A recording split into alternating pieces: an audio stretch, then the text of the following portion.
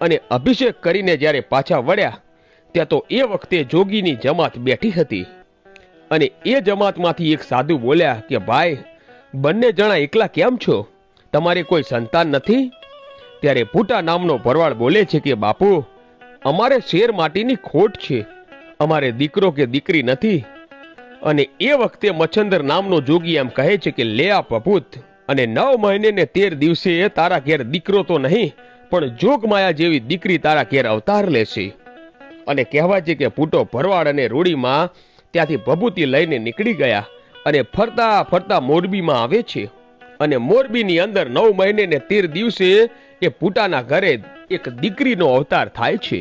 અને કહેવાય છે કે મચ્છંદર નામના જોગી આ દીકરી આપી હોવાથી એનું નામ મચ્છુ રાખવામાં આવ્યું. અને આ દીકરી સાક્ષાત જોગમાયા હતા.